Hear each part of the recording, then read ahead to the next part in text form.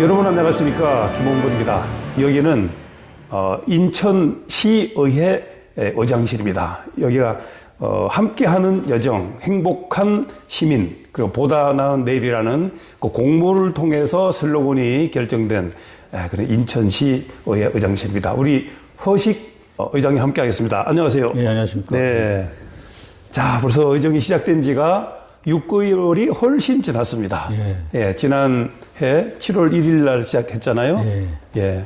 아주 바쁘셨을 텐데 요즘 어떻습니까? 뭐 계속 작년 6개월 정도는 이제 금년도에 사업을 위한 예산을 짜고 행정감사하고 뭐 이러느라고 이제 바빴고, 올해부터는 그걸 이제 제대로 이제 예산이 집행되고 있는지 그 부분을 이제 보고 있고, 네. 그 다음에 이제 의원들에 대한 권익이라든가 뭐 이런 부분, 또 그다음에 제도적 개선, 이걸 위해서 또 이제 지금 17개 의장단하고 같이 협력을 하고 있습니다. 인천시가 지금 인구가 300만이 넘었다 얘기 들었거든요. 네. 아, 근데 아주 메머드급으로 바뀌고 있는데. 네. 그 예산이 22조입니다. 22조. 아, 22조나 교육 됩니까? 천만 6조. 아. 그 다음에 이제 집행부는 16조. 이랬습니다. 네. 자, 이렇게 메머드급의 시의 의장님을 맡고 보니까 막중한데, 그래도 뭐 제가 얘기를 들어보면 시장님도 그러고 의장님들도 그러고 에너지가 막 나타난다 그러는데 우리 의장님 어떻습니까?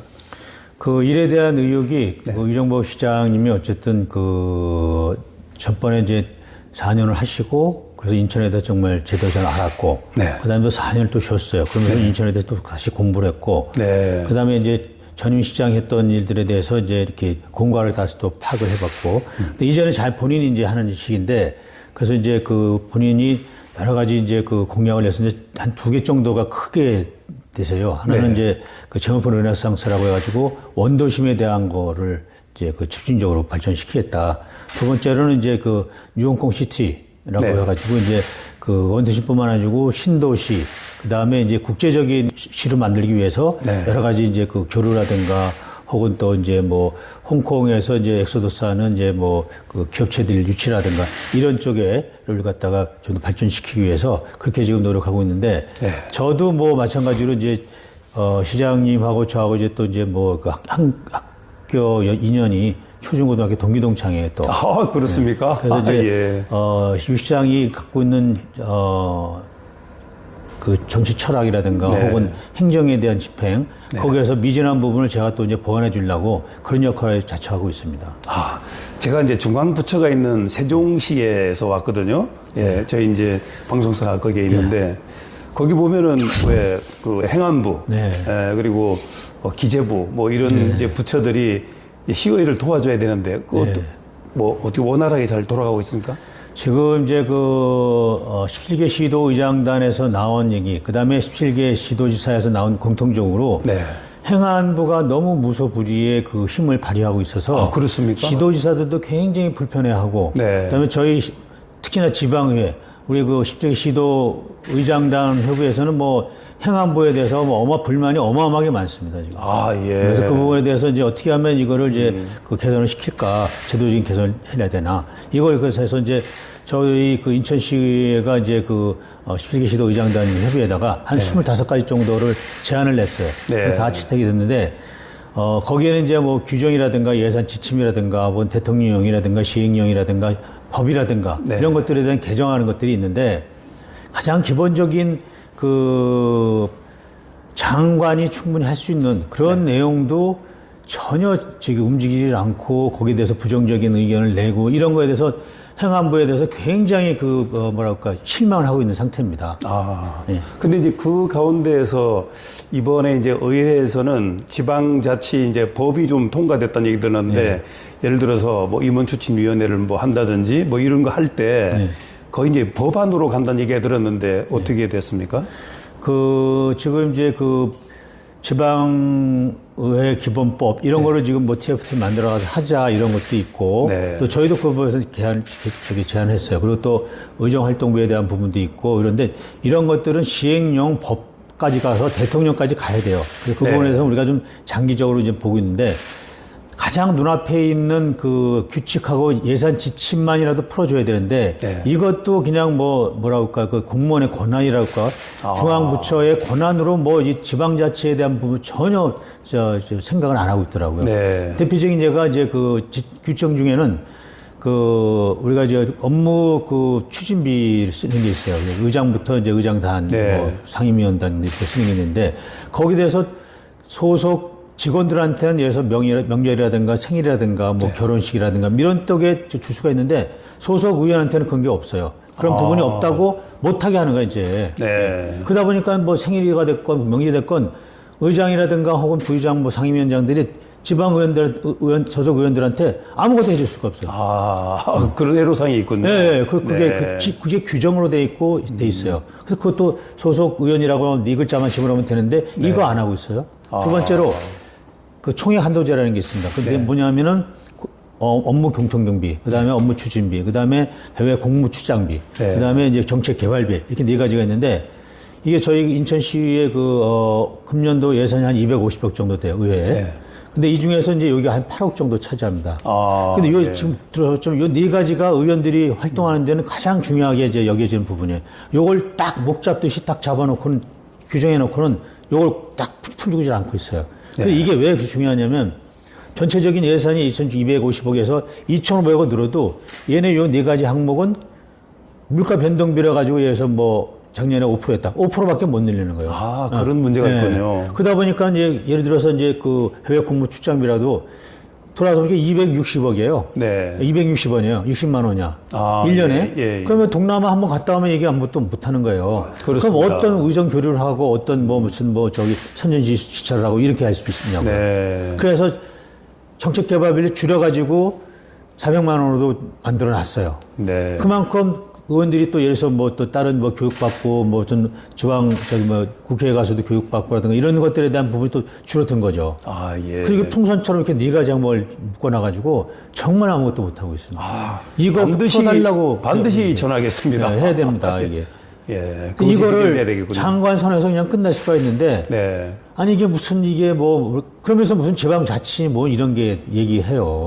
그럼 지방자치가 아니네요. 네, 예. 이거는 완전히 뭐 중앙에서 딱 목 잡아놓고는 아주 그냥 국가자치네요. 네, 국가자치. 예. 국가자치라는 말이 자체가 안 되죠, 이게. 알겠습니다. 지금 아시다시피 중앙정부, 지방정부라면 말을 쓰자고 하는 건데도 네. 이거를 이제 행안부에서는 특히나 지방의회 같은 경우, 시도지사 같은 경우에는 그래서 국회의원들이 이제 지도자 된 분들이 많이 경우가 있으니까. 네. 그런데 지방의회 같은 경우, 시도 의장단 같은 경우는 국회의원들이 와서 하는 거는 아니고 이제 지방의원들이 이제 하고 있는데 네.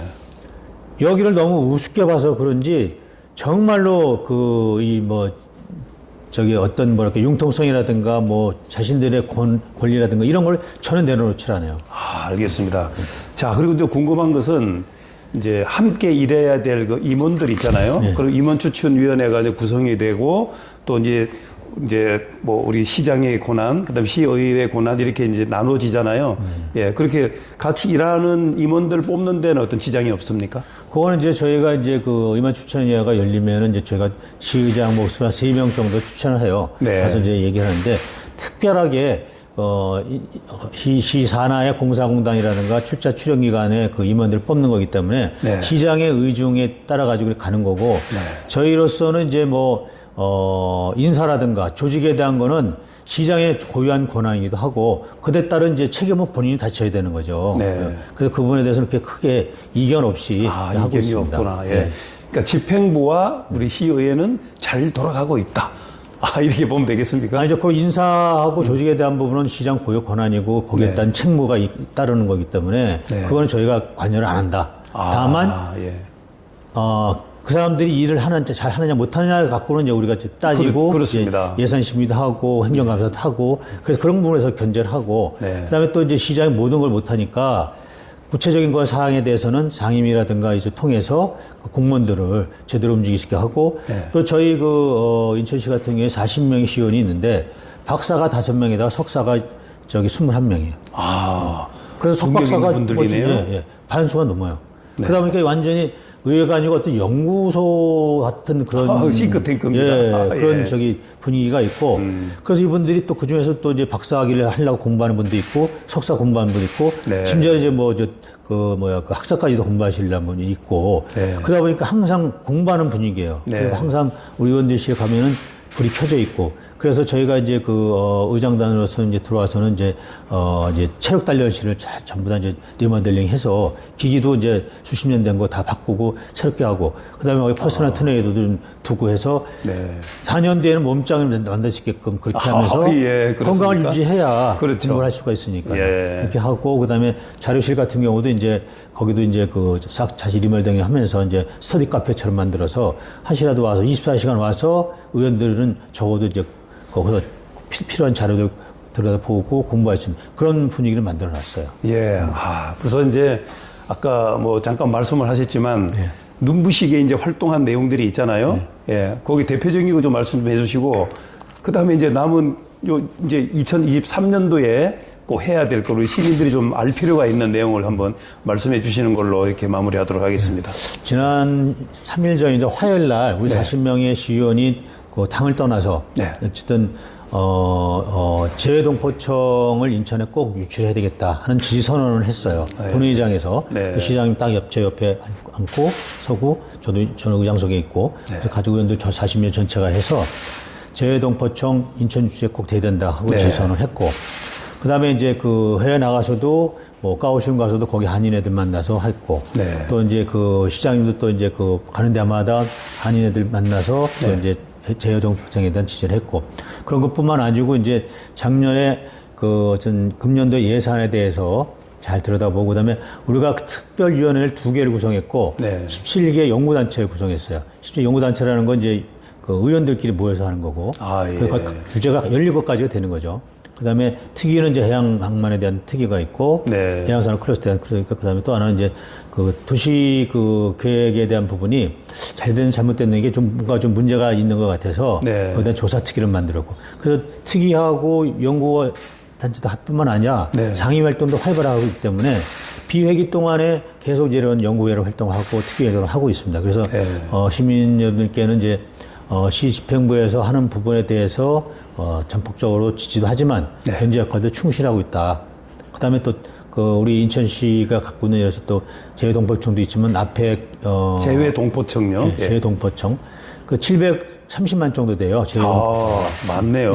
그래서 그거를 지원하고 그다음에 관리하고 이런 정보 조직이 재외동포청입니다. 아직은 청인데 나중에 뭐 부로 진격할 수도 있겠죠. 그거를 이제 국무에서 의결했고 국회에서도 의결했기 때문에 그에 따른 후속 조치로 재외동포청을 어디다 설치할 거냐. 그게 결정이 아직 안 돼 있는 아직 안 돼 있습니다. 그래서 거기에 대한 인천이 하면 좋겠다는 얘기네요. 왜냐하면 우리가 역사적으로 이민의 첫 번째 내딘 데가 인천입니다. 인천 제물 포함해서 출발해가지고 하와이 가고 쿠바 가고 또 이제 멕시코도 가고 이렇게 해가지고 애니깽이라는 것도 있고 이게 다 인천에서 출발한 거기 때문에 반드시 역사성으로 연어의 회계성처럼 이렇게 재외동포청에 대한 부분도 우리가 가지고 있어야 되고 그다음에 또 인하대학교도 인천하고 하와이하고 따서 인하대학교거든요. 그래서 재외동포들이 기금을 내서 대학도 만들고 그것도 특히나 공과대학을 중심으로 만들고 그래서 교육에 대한 거, 역사성에 대한 거 이런 것들이 다 이제 인천에 있기 때문에 이건 반드시 인천에 있어야 된다. 그렇게 해서 이제 의회 차원에서 했죠.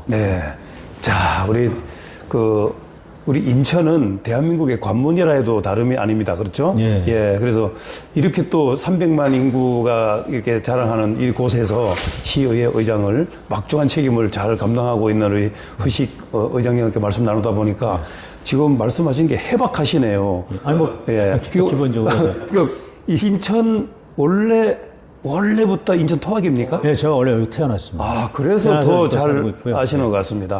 그럼 집행부랑 잘 도와서 또 집행부랑 또 뭐 동기동창이라는 말씀도 하셨고, 그런 아주 우호적인 관계로 인천이 발전하면 대한민국이 발전할 줄 믿습니다. 인천의 꿈, 대한민국 미래. 그럼 우리 인천 시민들에게 한 말씀 하시는 걸로 해서 끝내겠습니다. 안녕하십니까. 300만 인천 시민 대의기관인 인천광역시의회 의장 허식입니다. 시민 여러분께서 이제 그 중앙지라든가 혹은 중앙 언론에서 인천에 대한 부정적인 부분이 많이 이제 보도되고 있는 것들이 있는데, 그 부분을 저희가 좀 해소하도록 집행부와 같이 노력해서 인천의 그 긍정적인 부분, 17개 시도 중에서 인구가 늘어난 유일한 그 시가 특별시, 그 광역시가 인천광역시입니다. 그래서 앞으로도 그 땅이 계속 늘어나고 인구도 계속 늘어나고 그래서 그야말로 서울 다음에는 인천이란 그 도시가 정말로 대한민국의 발전을 또 견인치 않을 역할을 할 수 있습니다. 그거를 이제 유정보 시장님이 그 추진하고 계시니까 저희도 거기에 같이 버릇 좀 맞춰서 같이 추진하고 또 저희가 견제할 건 견제하고 그래서 인천 시민이 행복한 인천 만드는데 최대한 노력을 다하겠습니다. 감사합니다.